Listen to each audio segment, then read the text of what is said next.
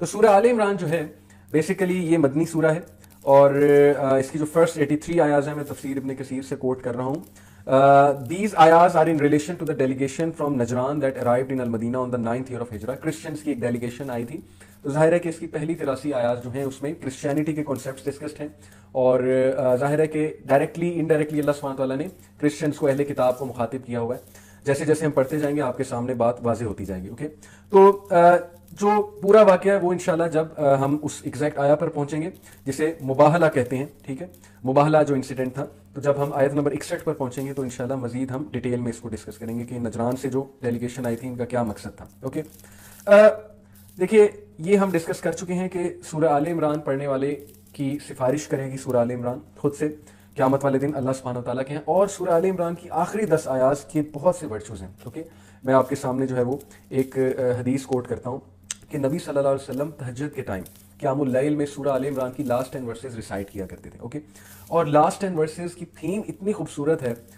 انشاءاللہ جب ہم پہنچیں گے وہاں پر تو آپ کے سامنے واضح ہوگا کہ لاسٹ 10 ورسز کتنی پاورفل ہیں. اور ایک حدیث کے مطابق جو بھی رات کو سورہ البقرہ کی آخری 2 آیات اور سورہ آل عمران کی لاسٹ 10 ورسز پڑھ کر سوتا ہے تو اسے پوری رات کے لیے کافی ہو جاتی ہے، یعنی شیطان سے، ہر شر سے، اور جو بھی مسئلہ ہے اس سے اس کو کافی ہو جاتی ہے. تو یہ آخری 10 ورسز کے بارے میں سورہ آل عمران کی.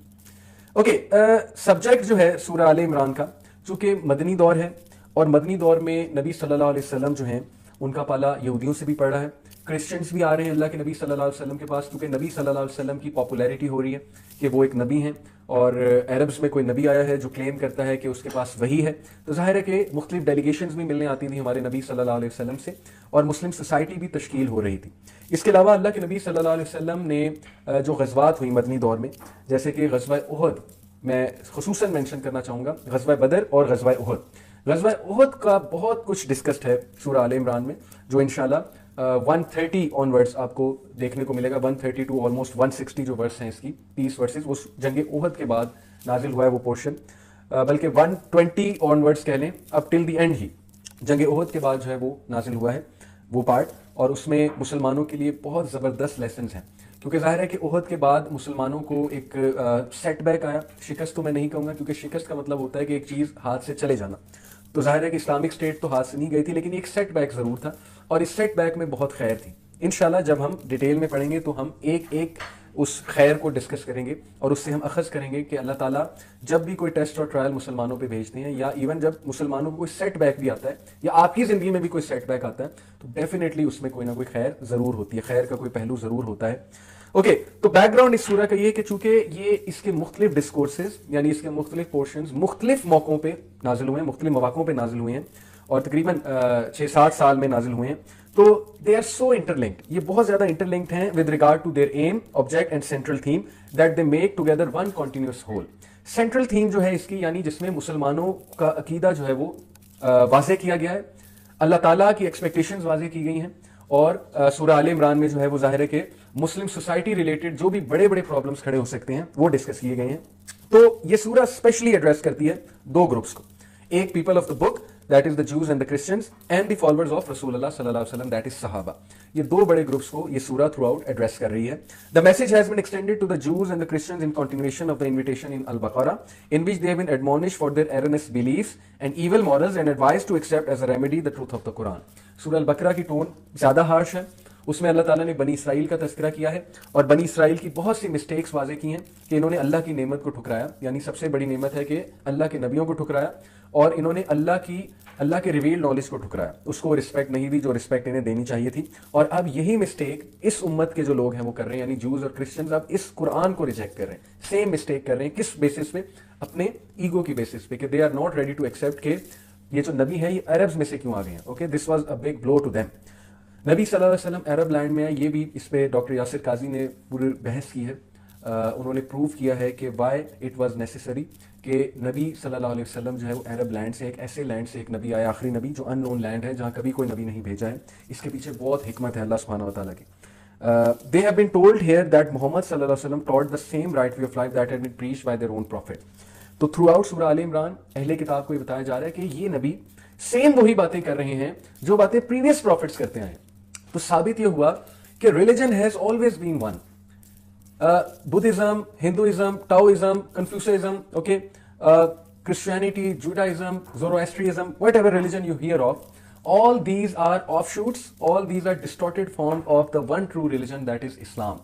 इसीलिए इनके स्क्रिप्चर्स में आपको कहीं ना कहीं तौहीद का तस्करा, कहीं ना कहीं नबी सल्लल्लाहु अलैहि वसल्लम की पेशन गोई जरूर मिल जाएगी. डॉक्टर जाकिर नाइक के इस पे लेक्चर्स हैं. ओके, सो मैं आपको ये बता रहा था कि दीन एक था, हर नबी ने उस दीन को प्रीच किया, हर नबी की दावत का पैगाम था God is one, recognise God, अल्लाह को पहचान लो, इंसानों की इबादत मत करो, स्टोन्स को, ऑब्जेक्ट्स को खुदा मत बनाओ, क्रिएशन को खुदा मत बनाओ, खुद अपने हाथ से बनाए हुए आइडल्स को खुदा मत बनाओ, उस वन पावरफुल गॉड को पहचानो, who loves you, who created you, who has sent you to this world, a big purpose, and that big purpose we'll also be discussing inshallah ta'ala. So religion was one, Islam. The second group, Muslims who had been declared to be the best community in Al-Baqarah, Ummatun Wasata. अल्लाह ताला ने मुसलमानों को उम्मतुन वसता कहा, यानी you are the people who are moderate. तुम एक ऐसी nation हो. ज्यूज और क्रिश्चियन एक्सट्रीम्स पे चले गए, उनके रेबाइज ने शादियां नहीं की, उनके प्रीस्ट ने शादियां नहीं की, वो समझे कि बस खुदा को सर्व करने का पर्पज ही ये है, मतलब ही ये है कि बस तुम अपनी सारी की सारी जिंदगी अपनी ख्वाहिशात को जो है उस साइड पे लगाकर अल्लाह ताला को सर्व करो. और उन्होंने फिर बहुत एक्सट्रीम फॉर्म ऑफ रिलीजन निकाला. इसी वजह से जो उनकी अवामुन नास है, मैं अक्सर एक बात करता हूँ कि वेस्ट सही गया है सेकुलरिज्म की तरफ. ये मैं बहुत बड़ी बात कर रहा हूँ, लेकिन पहले इसको समझ लें, क्योंकि क्रिश्चियनिटी ने वेस्ट को कुछ दिया नहीं. क्रिश्चियनिटी ने सॉल्यूशंस नहीं दिए वेस्ट को, जिसको देखकर या जिसको अपनी लाइफ में अप्लाई करके वो पॉलिटिकल, इकोनॉमिक, सोशल प्रॉब्लम्स को सॉल्व कर सके. दूसरा, क्रिश्चियनिटी बहुत ज्यादा करप्ट हुई जब किंगशिप आई, और किंग्स ने जो है वो प्रीस्ट को अपने मकसद के लिए और अपनी किंगशिप को साबित करने के लिए प्रीस्ट को और बाइबल को यूज किया, सो दैट द प्रीस्ट में लिटरली फतवा कि ये जो किंग है ये होली है, ये डिवाइन है और इसको चैलेंज नहीं किया जा सकता. सो अवामुन नास बहुत मुतनफर हुई जो किंगशिप. और फ्रेंच रेवोल्यूशन जो है वो जाहिर है कि उसके पीछे यही सोच थी कि अब इस सिस्टम को हम कोलैप्स करें. चर्च जो हावी हुआ है और चर्च एक डिसीजन मेकर बना हुआ है, उस सिस्टम को हम कोलैप्स करें. तो मेरा बताने का आपको मकसद ये है कि चूंकि क्रिश्चियन ने कोई प्रैक्टिकल सोल्यूशंस नहीं और बाइबल में बहुत से साइंटिफिक एरर्स भी हैं, तो साइंटिस्ट कम्युनिटी उस दौर की वो उठ खड़ी हुई, उन्होंने चैलेंज भी किया इन वर्सेस को, जिसकी वजह से उनकी आवाज भी दबाई गई.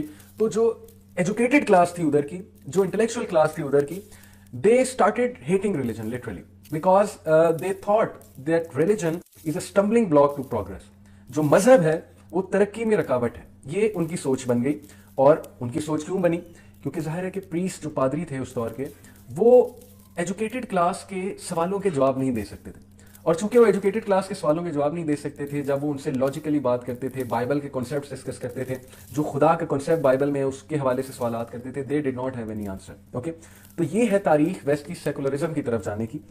हाउएवर इस्लाम उन्होंने नहीं पढ़ा और दीन हक उन तक नहीं पहुंचा, जो कि दीन फितरत है, और जो प्राउड होना चाहिए कि अल्लाह रब्बुल आलमीन ने हमें मुसलमान घराने में पैदा किया. मैं सूरह आले इमरान की एक आयत आगे आएगी जिसमें अल्लाह ताला कहते हैं कि मोमिनीन को अल्लाह ताला दुनिया में भी और आखिरत दोनों में बहुत सी ब्लेसिंग्स देता है. तो क्या ये ब्लेसिंग नहीं है दुनिया में कि हम मुसलमान हैं, हमारे पास कुरान है, हमारे पास राइट क्रीड है, हमारे पास नेमत है, और इस नेमत को हमने आगे देना है, इस नेमत को हमने अहले किताब तक पहुंचाना है, इस नेमत को हमने दूसरों को भी देना है.